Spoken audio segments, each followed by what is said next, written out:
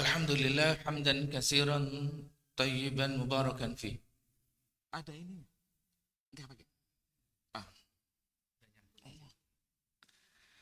Alhamdulillahilladzi arsala rasulahu bil huda wa dinil haq liyudhhirahu 'ala ad-dini kullihi walau karihal kafirun. Asyhadu an la ilaha illallah wahdahu la syarika lah wa asyhadu anna Muhammadan abduhu wa rasuluh. Allahumma salli wa sallim ala sayyidina Muhammadin wa ala alihi wa ashabi ajma'in. Ya ayyuhalladzina amanu taqullaha haqqa tuqatih wa la tamutunna illa wa antum muslimun. Ya ayyuhalladzina amanu taqullaha wa qulu qawlan sadida yuslih lakum a'malakum wa yaghfir lakum dhunubakum. Wa may yuti'illaha wa rasulahu faqad faza fawzan 'azima. Wa qala rabbi shrah li sadri wa yassir li amri wahlul 'uqdatam min lisani yafqahu qawli amma ba'du. Jamaah Masjid At-Taqwa yang dirahmati, yang dicintai Allah Subhanahu wa taala, kita adalah jamaah yang terpilih di antara yang dipilih oleh Allah, bisa melaksanakan sholat subuh berjamaah, bisa istiqomah melaksanakan sholat subuh. Mudah-mudahan semua dicatat sebagai amal soleh, amal baik yang akan kita terima kelak di yaumul hisab dengan tangan kanan kita. Amin ya rabbal alamin. Tak lupa kita ingin dicatat sebagai pengikutnya yang setia, umat Nabi kita Muhammad sallallahu alaihi wasallam, dengan selalu bersalawat kepadanya. Bahkan dalam sebuah riwayat dikatakan, perkumpulan yang tanpa diawali dengan salawat, maka perkumpulan itu akan sia-sia. Jadi kumpulnya pagi hari ini kalau tanpa bersalawat sia-sia katanya. Fa'alaihi tiratun. Tirah itu sia-sia. Karena itu kita bersalawat kepada Nabi sallallahu alaihi wasallam. Semoga pada subuh Ahad kali ini Allah senantiasa memberikan rahmatnya melalui syafaat Nabi kita Muhammad sallallahu alaihi wasallam, karena kita menjadi pengikut yang setia dan mengamalkan sunnah-sunnahnya. Ayah bunda yang dirahmati Allah Subhanahu wa taala, bulan ini bulan Rajab, bulan yang diharamkan dan dimuliakan Allah. Yang kata Allah dalam Al-Qur'an, inna iddata syuhur indallahi 12 syahran fi kitabillah yauma khalaqas samawati wal ard minha arba'atun hurum. Nah, ketika ada kalimat minha arba'atun hurum, ada 4 bulan yang dihurumkan atau dimuliakan Allah, yang diharamkan melakukan perbuatan zalim atau dosa. Di antara 4 bulan itu disebut oleh ulama dan ditafsirkannya dalam beberapa tafsir, semuanya sepakat bahwa bulan yang 4 itu salah satunya bulan Rajab, bulan yang sekarang kita sedang jalani. Karena itu ada riwayat mengatakan Rajab syahrullah, Rajab itu bulannya Allah. Sya'ban setelah Rajab Sya'ban syahrun Nabi sallallahu alaihi wasallam, bulannya Nabi Muhammad sallallahu alaihi wasallam. Wa Ramadan syahru ummati, dan Ramadan itu adalah bulan umatku.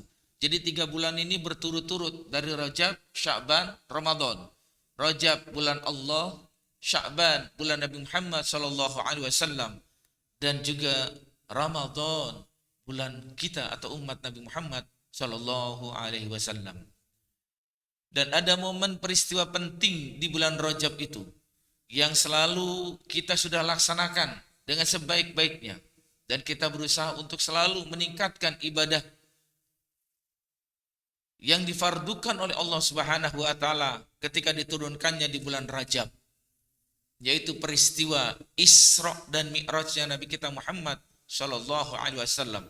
Intinya ayah bunda, Isra dan Mi'raj itu adalah perintah salat yang diwajibkan kepada umat Nabi Muhammad sallallahu alaihi wasallam.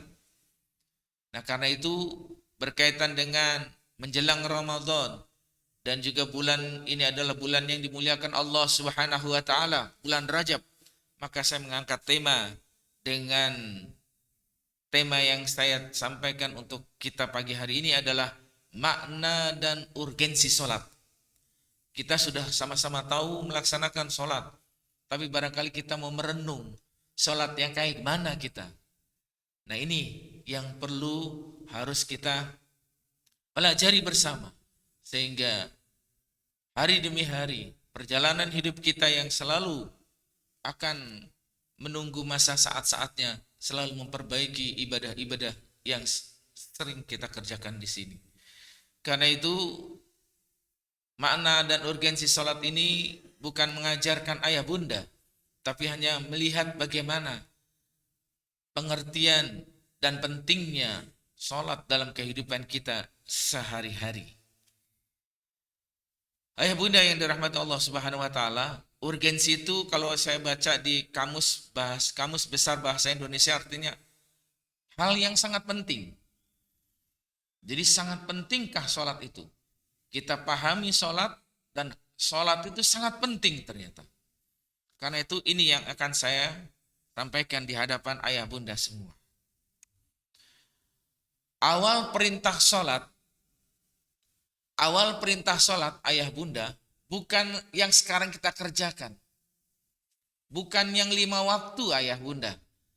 Tapi sholat yang pertama kali diwajibkan kepada kita, pada umat Nabi Muhammad adalah 50 waktu.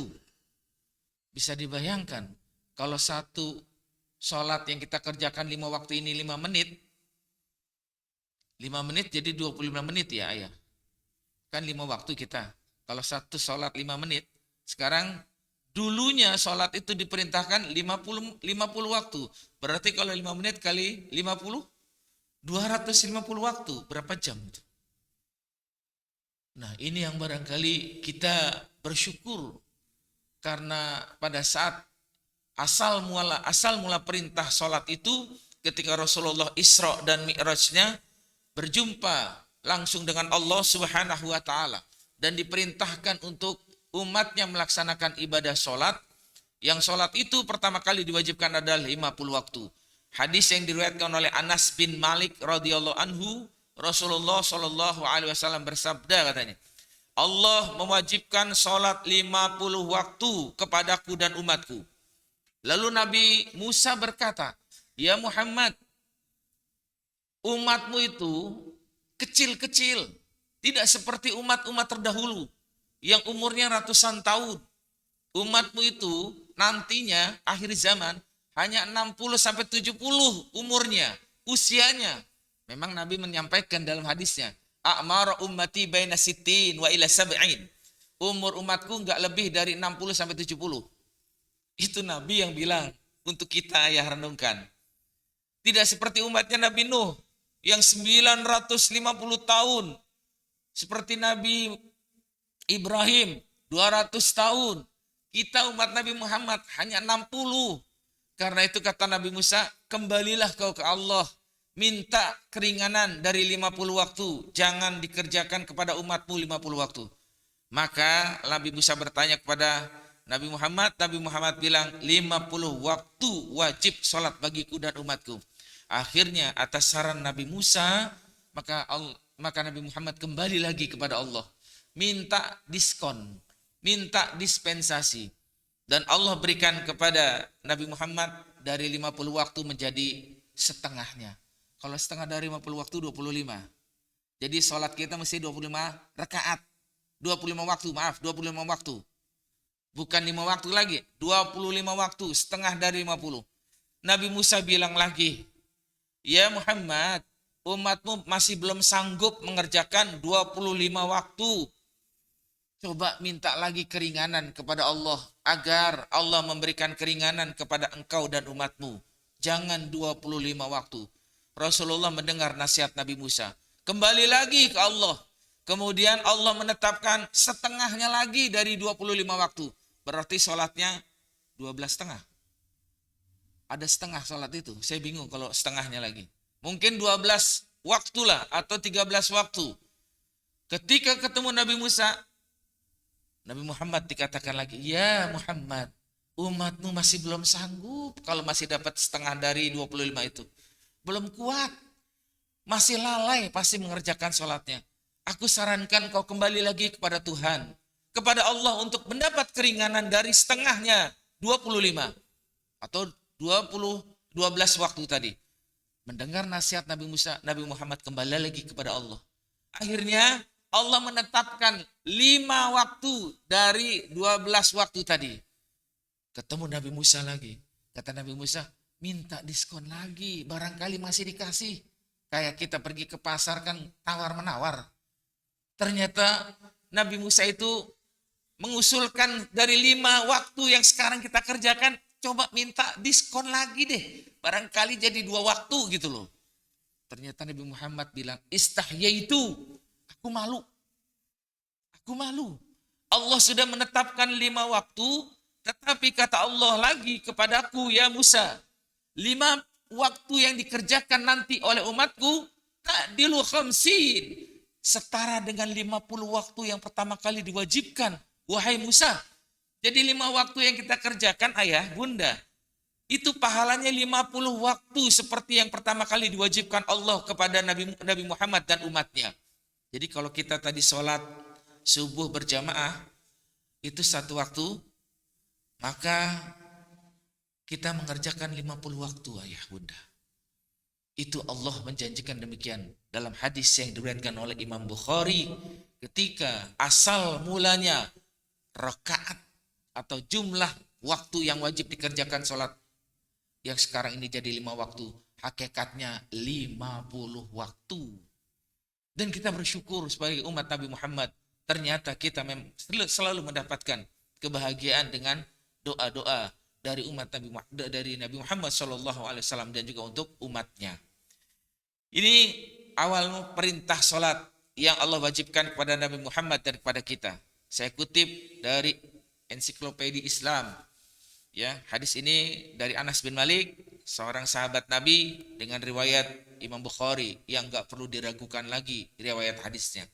Jadi kalau ditanya oleh anak-anak kita, cucu kita, sholat 5 waktu itu ceritanya bagaimana? Bisa diceritakan. Dulunya 50 waktu, nak. Sekarang jadi 5 waktu. Karena Allah Maha Pemurah kepada kita semua. Ayah bunda yang dirahmati Allah Subhanahu wa ta'ala. Lalu kita bicara makna sholat. Makna sholat ini, kalau sebelumnya saya menyampaikan, sholat itu artinya kan ad-du'a. Yang kita kerjakan tadi salat artikan doa, memohon kepada Allah. Kenapa doa? Perhatikan hadis Rasulullah SAW yang diriwayatkan oleh Abu Hurairah. Kata Rasulullah, qala Allah azza wa jalla, Allah berfirman dalam hadis qudsi, qasamtu shalah baini wa baina abdi nisfain. Karena salat itu artinya doa, kata Rasulullah dalam hadis ini, aku bagi salat itu ketika membaca surat Al-Fatihah menjadi 2 bagian. Karena sholat tidak sah tanpa baca Fatihah. Kita sholat hanya baca Fatihah rakaat pertama, kedua, ketiga, keempat. Tanpa baca surat yang sunnah, sah sholat kita. Tapi sebaliknya, sholat tanpa baca Fatihah, tapi baca surat-surat yang lainnya, insya Allah tidak sah. Karena yang sahnya adalah rukun sholat membaca Al-Fatihah. Ketika kita baca Al-Fatihah dalam sholat kita, Allah Subhanahu wa taala berfirman dalam hadis qudsi, qasamtu baini wa baina abdi fis shalah. Aku bagi 2 bagian ketika umatku melaksanakan salat. Ini yang disebut dengan doa. Fa idza qala al-abdu alhamdulillahi rabbil alamin. Saya tadi baca alhamdulillah, ayah juga baca, bunda kan, ketika saya sudah selesai baca takbir, saya baca Al-Fatihah kan, bunda dengarkan. Tapi ketika saya baca waladhdallin amin, ayah bunda baca Fatihah. Lalu kita bacakan alhamdulillahi rabbil alamin. Segala puji bagi Allah Tuhan semesta alam. Allah menjawab itu doa kita. Kata Allah, qala Allah ta'ala hamadi abdi. Hambaku sedang memuji aku, kata Allah. Hamadi abdi. Hambaku sedang memuji aku. Dengan kalimat alhamdulillahirabbil alamin, yang artinya segala puji bagi Allah Tuhan semesta alam. Allah menyahutnya. Allah menyahut tuh ketika baca itu. Hambaku sedang memuji aku. Kemudian kita baca lagi setelah alhamdulillahirabbil alamin, ar-rahmanir rahim. Allah menyebut lagi, qala Allah ta'ala asna alai abdi. Hambaku sekarang sedang mengagungkan aku. Tadi yang pertama memuji aku. kemudian mengagungkan aku. Asna alayya abdi, hambaku sedang mengagungkan aku. Ketika kita baca Alhamdulillahirabbil alamin arrahmanir rahim. Kemudian kita baca ayat ketiganya. Walaupun tadi nggak baca basmalah, tapi baca ayat ketiganya kita anggap ini ayat keempatnya ini Maliki Yaumiddin. Maliki Yaumiddin, maka Allah menyahutnya. Qala Allah Ta'ala majjadani abdi, hambaku sedang membesarkan aku. Jadi ketika baca Alhamdulillahirabbil alamin arrahmanir rahim Maliki Yaumiddin, Allah menyahut tuh panggilan kita. Karena kita sedang berdoa kepada Allah. Ya hambaku, engkau sedang mengagungkan aku. Ya hambaku, engkau sedang membesarkan aku. Ya hambaku, engkau sedang memuji aku.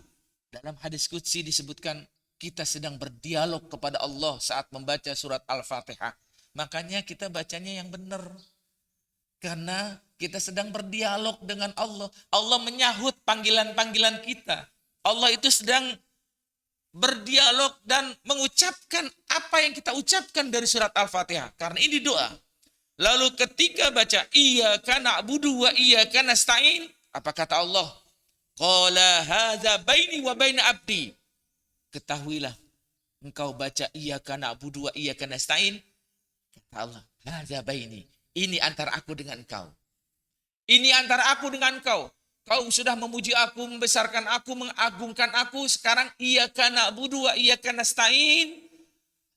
Hadza baini wa baina abdi. Ini sekarang antara aku dengan engkau, katanya. Apa yang kau minta, aku kasih. Makanya kita minta ihdinas siratal mustaqim. Jadi ketika ayat kelimanya iyyaka na'budu wa iyyaka nasta'in, stop. Sampai di sini antara aku dengan engkau. Bagianku sudah kau puji, bagianku sudah kau agungkan, bagianku sudah kau besarkan. Maka sekarang bagianmu adalah ihdinas siratal mustaqim. Engkau minta petunjuk, aku kasih. Kita mengucapkan ihdinas siratal mustaqim kan lagi sholat. Ihdinas siratal mustaqim, tunjukkanlah kami ke jalan yang lurus ya Allah. Allah bilang dalam hadis ini, walaka masalah, aku akan kasih apa yang kau minta. Ihdinas siratal mustaqim walaka ma sa'ala, dan bagimu apa yang kau minta. Jadi kita sedang berdoa ya, Bunda. Makanya baca Fatihah itu enggak boleh ditinggal. Tidak boleh. Satu huruf pun ketinggal enggak boleh. Satu ayat apalagi enggak kebaca, enggak sah salat kita.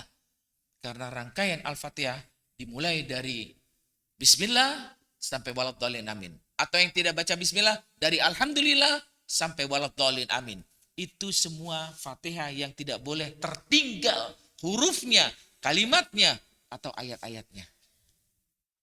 Ini, jadi rangkaian salat itu dimulai dengan hadis qudsi yang artinya doa. Kita minta kepada Allah, ihdinas siratal mustaqim, tunjukkan kami ke jalan yang lurus. Lalu permintaan yang kedua, siratal ladzina an'amta alaihim. Jalan yang lurus itu kayak apa katanya? Jalan yang lurus ternyata Allah jelaskan. Yang Allah berikan nikmat kepada kita. An'amta alayya. Allah memberikan nikmat kan kepada saya, ayah. Allah memberikan nikmat kepada ayah, bunda. Nikmat apa yang kita rasakan? Sehat. Terbebas dari COVID. Terbebas dari penyakit yang lain. Karena kita dikasih nikmat.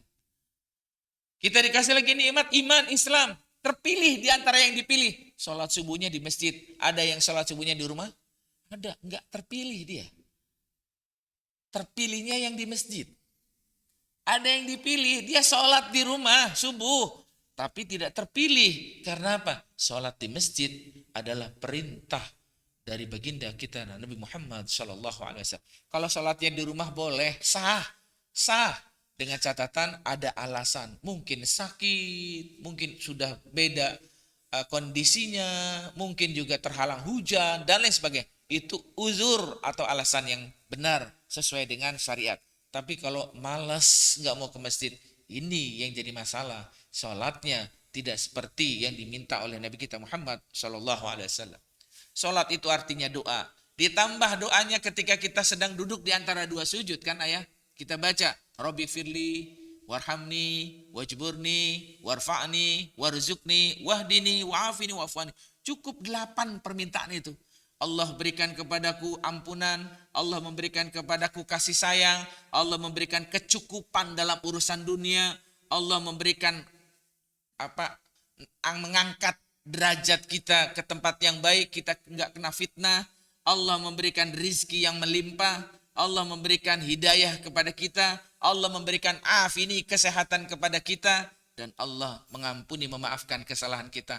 Cukup dari doa duduk antara dua sujud kita minta.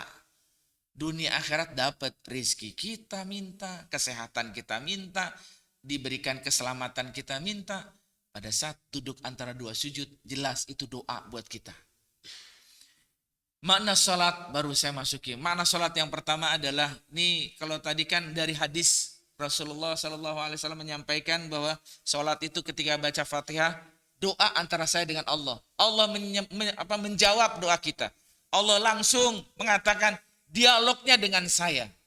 Karena itu kita lanjutkan pada saat memahami makna sholat. Sholat kata Ibnu Manzur dalam Lisanul Arab. Buku Lisanul Arab ini adalah kumpulan-kumpulan pengertian. Di situ dikatakan oleh Ibnu Manzur, sholat itu artinya doa.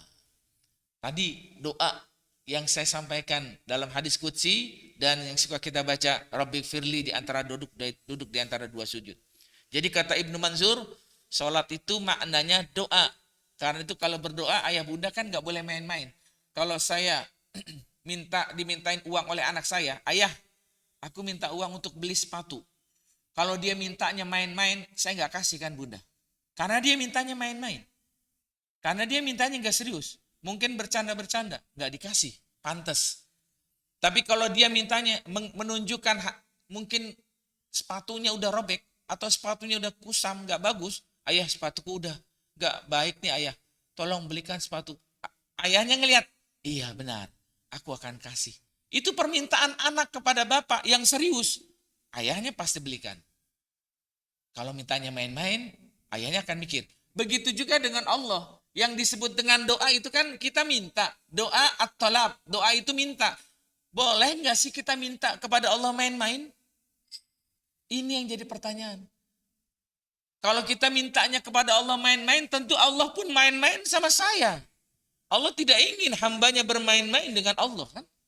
Ketika sholatnya itu mengikuti perintah Nabi, rukun, syarat, wajib dan sunnahnya dilakukan, maka sholat itu bukan main-main namanya. Sholat itu benar-benar sesuai dengan apa yang diminta oleh junjungan Nabi kita Muhammad SAW. Makanya ada hadis, "Shallu kama ra'aitumuni usolli." Sholatlah kamu sebagaimana engkau melihat aku sholat. Nabi sholatnya mengangkat tangan, kita angkat tangan. Nabi sholatnya ruku, kita ruku. Nabi sholatnya membaca Al-Fatihah, kita baca Fatihah. Kata Rasulullah, sholatlah engkau seperti aku sedang sholat. Kau lihat, perhatikan. Jadi sholat itu artinya kata Ibnu Manzur adalah doa yang selalu kita minta 5 waktu sehari semalam. Jadi kita sedang tolap, minta kepada Allah Subhanahu wa Ta'ala. Kemudian kata Ibnu Manzur, makna sholat itu yang kedua adalah istighfar. Kita minta ampun. Kita minta ampun kepada Allah Subhanahu wa Ta'ala dengan sholat kita. Karena kata syair Abu Nawas, ilahi lastu lil firdausi ahla. Ya Allah, aku nggak pantas masuk surga. Terus nanti di bait berikutnya, zunubi mislu a'dadi rimal. Dosa-dosaku itu bagaikan tumpukan pasir. Maka dosa-dosa itu yang tumpukan pasir bisa hilang lantaran kita melaksanakan sholat. Makanya ada hadis Nabi mengatakan, as-salatul khams. Sholat 5 waktu. As-salatul khamsi. Sholat 5 waktu. Wal jumu'ah ilal jumu'ati. Hari Jumat ke Jumat berikutnya kita melaksanakan sholat Jumat. Apa kata Rasulullah? Kafaratun lima bainahunna ma lam dughshal kabair. Sholat maghrib ke sholat isya ke sholat subuh ke sholat zuhur nanti siang, sholat zuhur ke sholat asar, itu menghapus dosa. Layaknya kita beristighfar. Seperti yang dikatakan Ibnu Manzur. Jadi kita nunggu sholat, padahal kita nggak di masjid, tapi kita akan sholat nanti zuhur, itu menghapus dosa. Ayah. Seperti kita beristighfar. Makanya sungguh rugi kalau ada orang Islam meninggalkan sholat. Padahal dosanya terus menumpuk dan menumpuk. Tapi ketika dia melaksanakan sholat, dosanya itu sudah dihapus. 0 lagi. Nanti sholat berikutnya dosa yang baru dilakukan hilang lagi. Betapa bahagianya. Rasulullah menjanjikan sholat 5 waktu, Jumat ketemu Jumat, menghapus dosa-dosa selama dia tidak melaksanakan dosa besar. Jadi dosa yang kecil inilah dihapus dengan sholat-sholat yang sering kita lakukan 5 waktu tadi. Hadis riwayat Imam Muslim nomor 233. Saya nggak cantumkan di situ, nggak muat. Jadi saya cantumkan di catatan saya hadis tersebut. Kemudian yang kedua, Imam Zarkashi dalam kitab Al-Burhan fi Ulumil Quran. Apa sih arti sholat? Makna sholat itu? Kata beliau, sholat itu artinya tiang pondasi Islam. Karena tulisan sholat itu ada alif dan ta. Alif dan ta, sholat. Kalau sudah ada alif dan ta, kata Imam Zarkashi dalam kitab Al-Burhan fi Ulumil Quran, maka sholat itu artinya tiang pondasi. Ayah bunda, ini masjid kita ada tiangnya ayah. Coba kalau nggak ada tiangnya, nggak mungkin ada bangunan di atas. Jadi bisa dibayangkan rumah kita tanpa tiang. Nggak mungkin nempel atapnya di atas. Karena dia butuh tiang. Sehingga sholat itu kata Imam Az-Zarkashi dalam kitab Al-Burhan fi Ulumil Quran disebut bahwa sholat itu adalah pondasi tiang yang kokoh. Jadi kalau kita melaksanakan sholat, seolah-olah kita sedang membuat tiang yang kokoh. Supaya rumah kita nggak rubuh. Supaya masjid ini tidak rubuh. Supaya keagamaan kita tidak runtuh lantaran kita mendirikan sholat. Itu ayat. Kemudian yang ketiga, kata Raghib Al-Asfahani dalam kitab Al-Mufradat fi Gharibil Quran. Seorang ahli bahasa yang disebut dengan kitabnya Mufradat fi Gharib. Mufradat itu kosakata. Kemudian gharib itu yang asing. Asing. Al-Quran yang kita baca. Jadi kata-kata yang asing dalam Al-Quran ditulis oleh Raghib Al-Asfahani. Beliau mengatakan, sholat itu adalah ibadah yang disyariatkan. Jadi kalau kita melaksanakan sholat, kita paham sholat itu adalah ibadah yang wajib. Disyariatkan itu yang wajib untuk kita kerjakan. Beda dengan sholat duha. Beda dengan sholat tahajud. Dia tidak diwajibkan. Tapi kalau sudah disyariatkan, seolah-olah itu wajib. Dan memang itu wajib dikerjakan oleh umat Nabi Muhammad SAW. Jadi kata Raghib Al-Asfahani, salat itu ibadah yang disyariatkan atau yang diwajibkan Allah kepada umat Nabi Muhammad 5 waktu sehari semalam. Jadi nggak boleh ditambah, nggak boleh dikurang. Kemudian Abul Fadil Al-Hubaish dalam kamus Al-Quran mengartikan salat itu adalah rahmat dan ampunan. Allah menurunkan rahmatnya kepada orang yang sholat. Allah menurunkan rahmatnya kepada orang yang beribadah di masjid untuk melaksanakan sholat 5 waktu. Jadi pengertian sholat ini luas ayah. Bukan cuma doa. Ternyata ada ampunan, ada ibadah yang harus kita kerjakan. Ada rahmat Allah turun kepada orang yang sholat. Dan ada pondasi tiang yang kokoh pada diri kita kalau kita melaksanakan sholat. Mana sholat? Yang pertama dari kata-kata yang paling bisa kita pahami adalah demikian. Kemudian kita sering sholat, kita ingin introspeksi sholat saya ada di mana. Sholat saya ada di mana ayah bunda?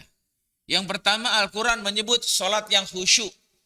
Ini tingkatan yang paling tinggi ayah bunda. Dan kita berusaha untuk mendapatkan ini.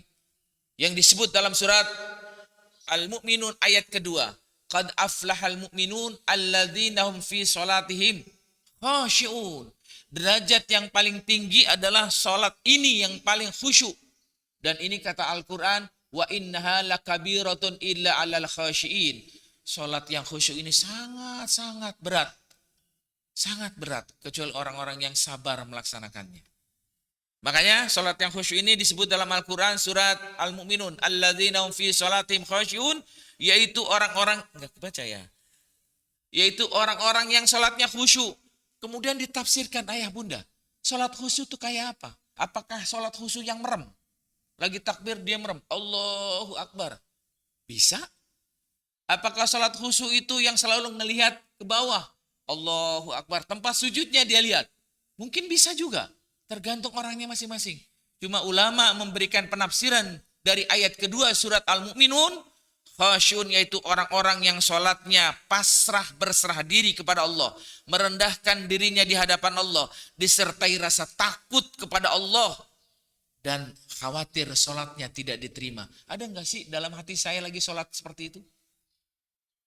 Ternyata berat memang. Kalau udah takbir aja perasaan saya lagi mikirin dunia.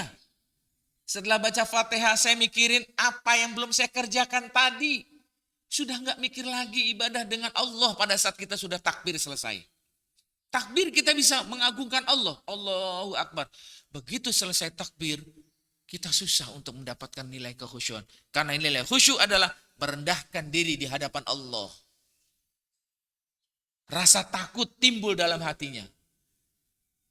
Rasa kedamaian ada dalam hatinya. Menikmati sholat itu. Makanya ketika Isra Mi'raj, Nabi bilang, Ju'ilat qurratu aini fis shalah. Ini Nabi hadis riwayatkan Imam Tirmizi. Ju'ilat qurratu aini fis shalah. Aku kalau bahagia itu pada saat sholat. Berarti Nabi kalau nggak sholat kurang bahagia. Kalau kita terbalik, ketika nonton TV saya bahagia, ketika sholat saya lupa. Lupa serius. Nabi bilang dalam hadisnya, Ju'ilat qurratu aini fis shalah. Aku kalau bahagia itu bukan lagi bertemu dengan istri. Tapi aku bahagia. Ju'ilat itu dijadikan. Qurratu ain itu permata hati, senang. Ju'ilat qurratu aini fis shalah. Aku merasa bahagia, senang ketika sholat. Jadi ketemu istri dia nggak bahagia. Mungkin ayah bunda. Nabi cuma bilangnya pada saat sholat. Tinggi kan sholat itu. Ini yang pertama. Kemudian dalam tafsir Depak, Departemen Agama punya tafsir ayah. Saya melihat ada 15 tafsirnya. Berjilid-jilid. Tafsir Depak.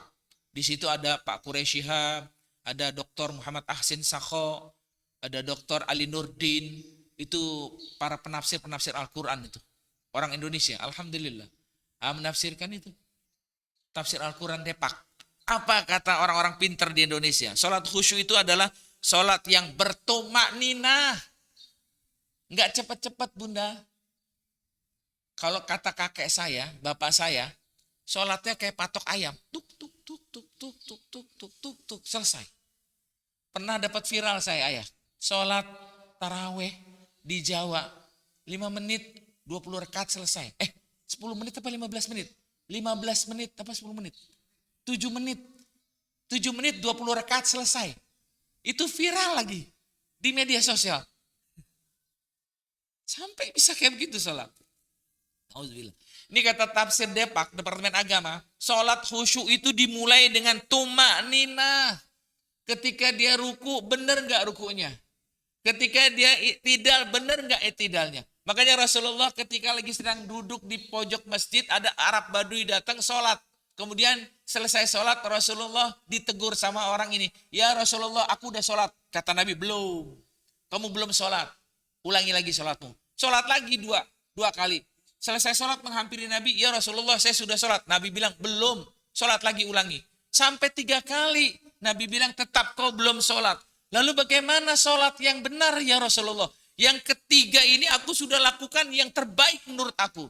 Rasulullah mengatakan dalam hadis ini, idza qumta ila shalah fa asbighil wudu. Kalau kamu mau sholat, benerin dulu wudumu. Nabi tahu wudunya enggak bener. Jadi kalau sholatnya masih suka berbuat dosa, berbuat maksiat, ada orang sholat tapi masih korupsi, ya bukan sholatnya. Tapi dia melaksanakan sholatnya belum benar. Banyak orang sholat tapi kenapa masih berbuat dosa? Karena sholatnya yang dilakukan belum benar.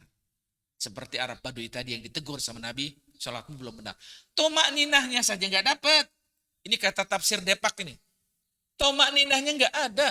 Mau cepat-cepat, kadang imam belum ruku, dia udah ruku. Imam mau sujud, diancang-ancang sujud. Ini banyak di masjid-masjid, kadang-kadang kalau kita perhatikan jamaah yang pengen cepat-cepat sholat. Ada. Nah ini yang harus kita lakukan kalau ingin mendapatkan derajat khusyuk. Yang mudah ini adalah tumak ninah.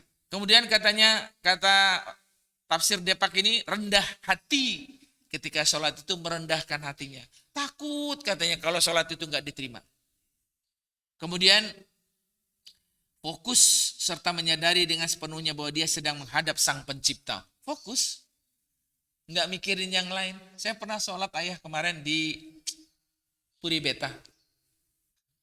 Kunci motornya masih gantel lah ya. Lagi sholat Isya, kunci motor saya di bawah masih lupa saya. Saya ingat kunci belum ketarik. Rakaat kedua, ketiga, keempat enggak konsen saya. Kalau perlu saya mau batalin, cuma karena ada di depan enggak bisa batalin, saya malu jadinya. Kuncinya masih ngegantung. Seminggu yang lalu, ketakutan motor hilang. Ya sama lah, ayah juga gitu. Kalau misalnya pergi ke kampung, rumah belum dikunci, pasti balik lagi naik pesawat ke Jakarta. Rumah belum dikunci, kunci masih digantel di pintu rumah. Kita mikir gitu. Subhanallah, ini yang terjadi, yang kita rasakan. Padahal Umar Ibn Al-Khattab, ayah bunda kan malu kalau ngeliat cerita ini. Malu saya. Kemarin ada motor saya masih ngegantel kunci. Umar Ibn Al-Khattab itu ada di kebun kurma.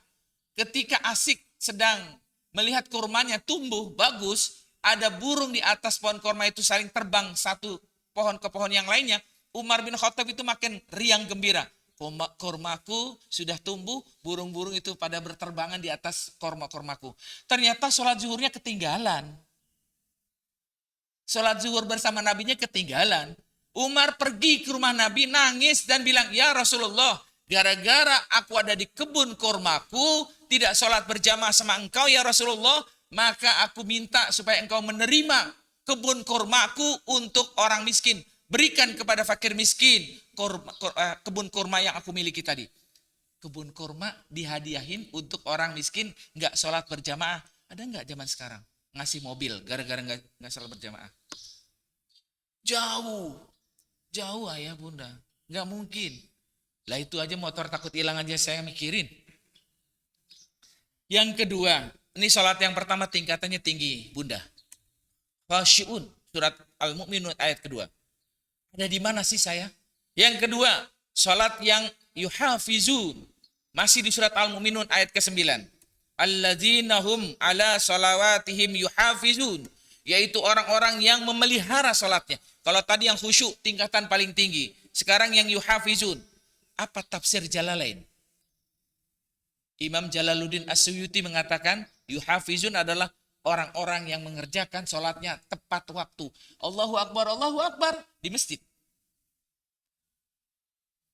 Yuhafizun itu tepat waktu ayah, bunda. Tafsir Jalalain yang dikarang oleh Imam Suyuti dan Imam Jalaluddin As-Suyuti, Jalaluddin Al-Mahalli, jadi dua jalal, jadi disebut Jalalain. Jalaluddin As-Suyuti, Jalaluddin Mahalli. Dalam tafsir itu dikatakan yang disebut yuhafizun adalah tepat waktu. Jadi kalau saya sholat subuhnya jam 7 tiap hari, itu antara subuh dan duha. Tiap hari sholat subuhnya bukan kalau sekarang jam berapa? Jam 4:30, lewat dikit. Nah kalau sholat subuhnya jam 7, setiap hari dia lakukan, itu bukan tepat waktu. Sekalian di jamak dengan duha. Kenapa? Tiap hari sholatnya jam segitu. Yang diminta yuhafizun adalah tepat waktu. Bukan dimain-mainkan waktunya. Nanti kenanya ayat keempat ayat kelima surat Al-Ma'un. Fawailul lil musallin. Bunda tahu terusannya? Alladzina hum an sholatihim. Yang saya baca tadi. Sholat yang celaka. Ada nanti yang keempat. Jadi sholat yang kedua. Yuhafizun, berat tapi agak enteng daripada yang pertama. Kita jaga waktu-waktunya. Jangan waktunya udah menjelang akhir. Kalau menjelang akhir boleh. Ada hadis Nabi mengatakan sholat awal waktu ampunan Allah, rahmat Allah. Sholat di tengah-tengah waktu ampunan Allah. Sholat di akhir waktu Nabi yang bilang nih, apa ya? Afwallah itu Allah memaafkan. Tapi masa Allah memaafkan tiap hari? Sholat maghrib udah mau isya. Sholat isya hampir subuh. Sholat subuh jam 7. Sholat zuhur mau asar. Sholat asar mau maghrib. Kan dapat ampunan Pak Ustadz. Dapat maaf Allah. Iya tapi jangan tiap hari dong. Ada hadisnya memang. Ada. Tapi bukan begitu. Sewaktu-waktu Rasulullah pernah sholat subuh itu jam 7. Tapi kan artinya mengajarkan, oh boleh, Nabi pun pernah karena kecapean, karena perjalanan jauh sehingga sholat subuhnya hampir udah kelihatan matahari terbit. Pernah ada dalam hadis demikian. Yuhafizun, orang-orang yang menjaga waktu sholat, ayah bunda. Tafsir dari Jalalain.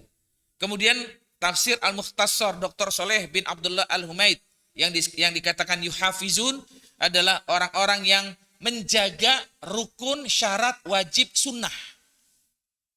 Nah, orang suka malas nih menjaga yang sunnah. Yang sunnahnya kadang-kadang kita nggak tahu.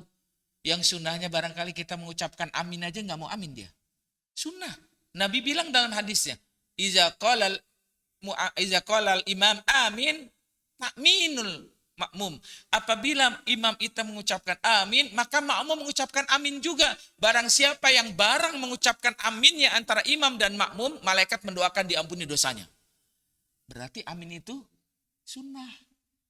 Makmum bilang amin, jangan diam. Sunnah.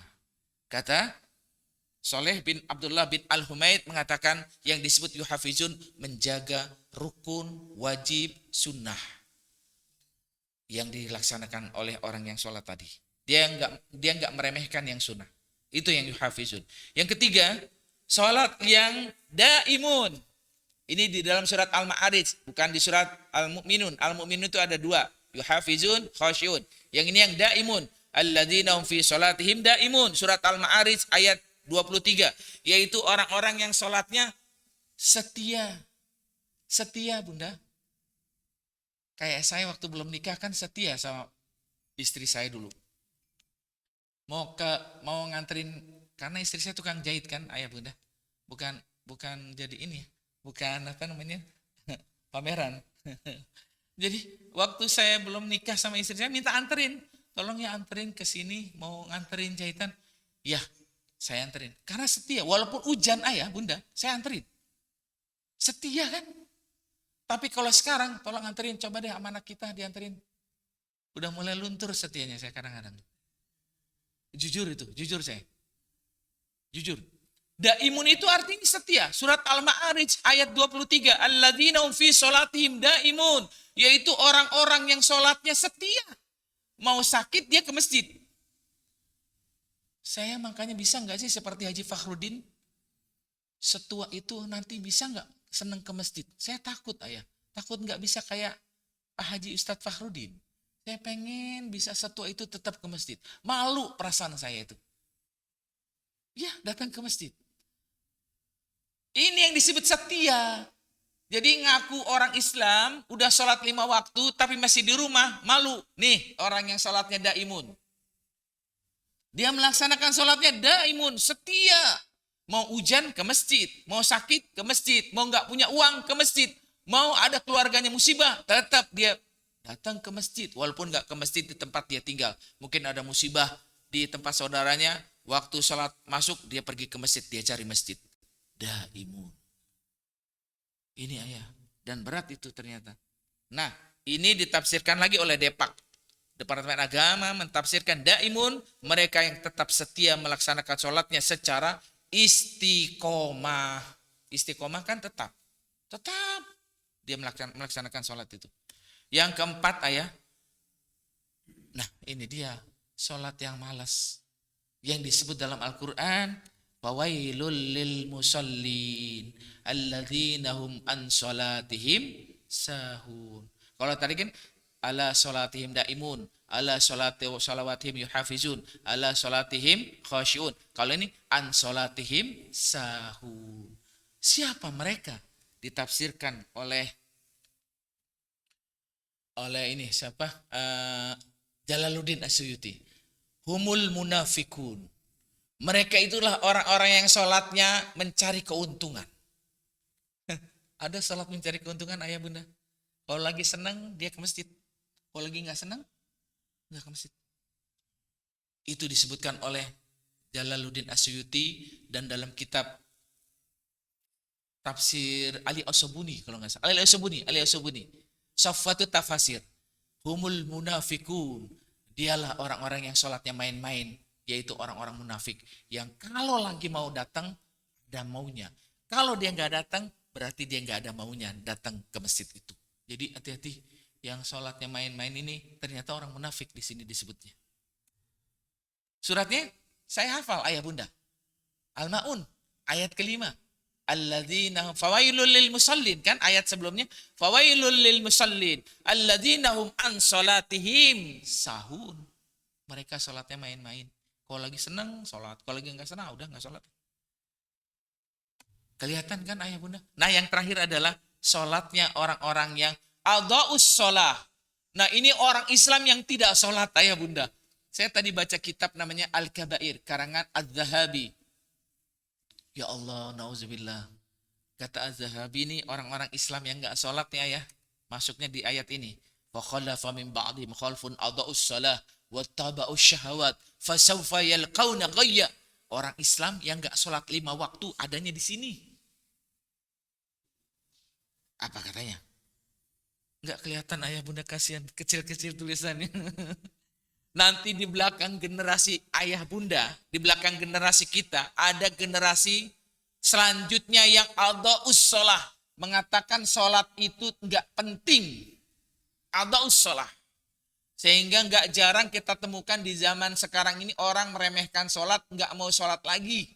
Makanya kata Az-Zahabi dalam kitab Al-Kabair, 70 dosa besar. Dosa besar yang pertama disebut adalah adhaus shalah, meninggalkan sholat. 70 dosa besar ya. 70 dosa besar, Imam Az-Zahabi menyebutnya adhaus shalah, mereka meninggalkan sholat. Ternyata meninggalkan sholat itu diceritakan oleh hadis Nabi, at-tarku bainana wa bainahum tarkus shalah. Faqad kafara wa man taraka faqad kafara jiharan. Antara kita orang muslim dengan orang yang bukan muslim adalah sholat. Antara saya dengan mereka adalah sholat. Barang siapa yang meninggalkan sholat, maka dia menyatakan dirinya kafir. Tapi yang ditafsirkan oleh ulama, yang meninggalkan sholat itu yang mengatakan sholat nggak penting. Kalau dia malas mengerjakannya, dosa besar. Jadi ada pendapat ulama mengatakan, dosa besar bagi orang Islam yang meninggalkan sholat, tapi mempercayai sholat itu wajib.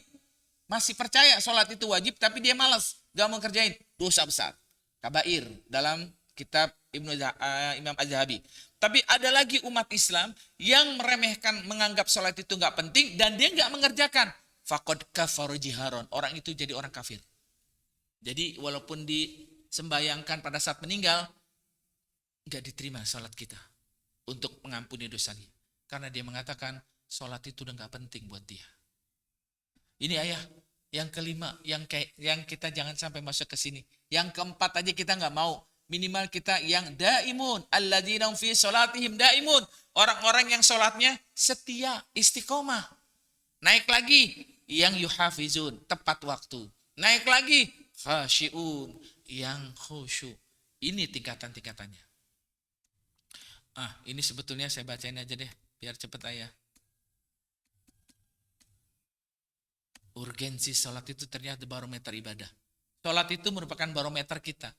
Ayah bunda puasa Ramadan. Ayah bunda bayar zakat, infak, dan sodako. Yang dilihat pertamanya sholat. Jadi barometer ibadah kita sholat dulu. Ibadah hajinya setiap tahun. Tapi sholat yang nggak dilakukan, maaf hajinya gugur.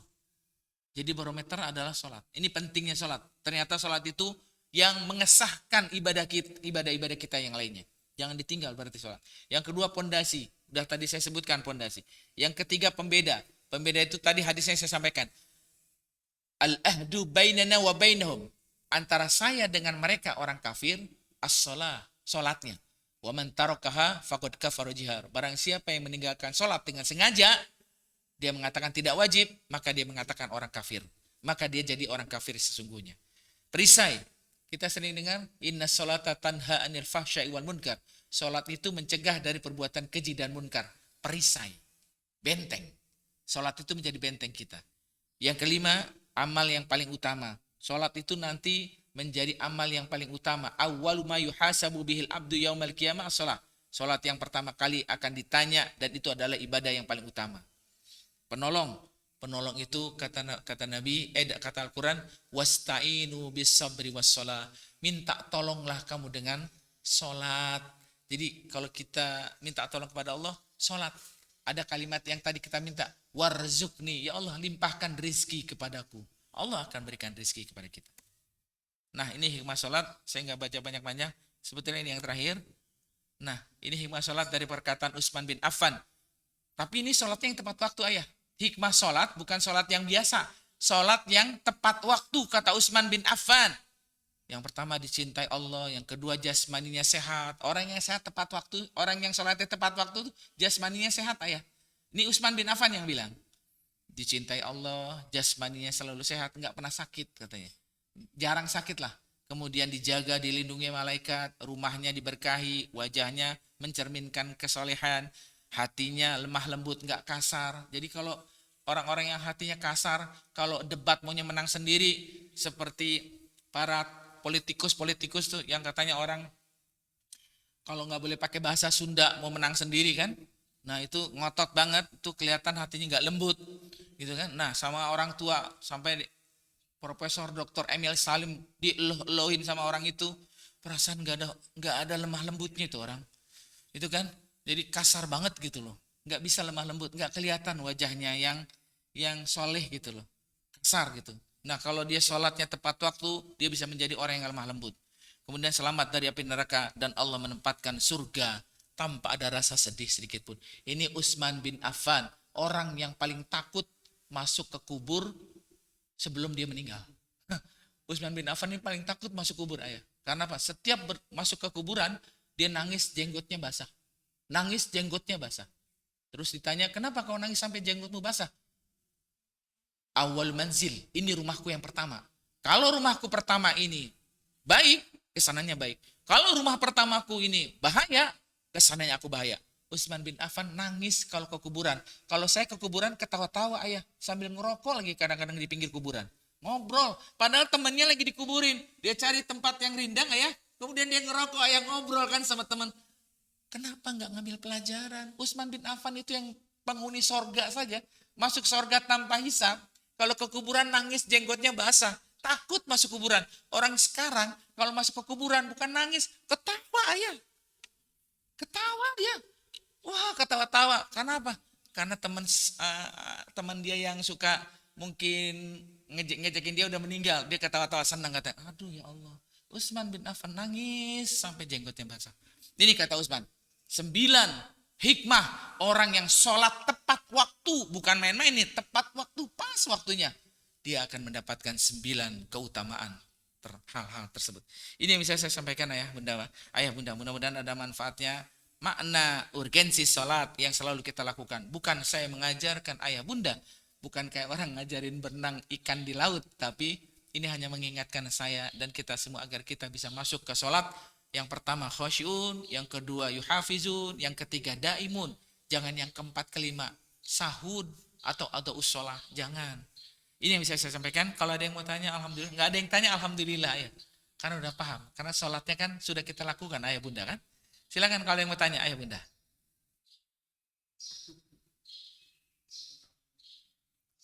Cukup ya. Tuh ayah bilang pas-pas. Baik, terima kasih. Mari kita tutup dengan baca hamdalah. Alhamdulillahirabbil alamin. Subhanakallahumma wa bihamdika asyhadu an la ilaha illa anta astaghfiruka wa atubu ilaik. Assalamualaikum warahmatullahi wabarakatuh.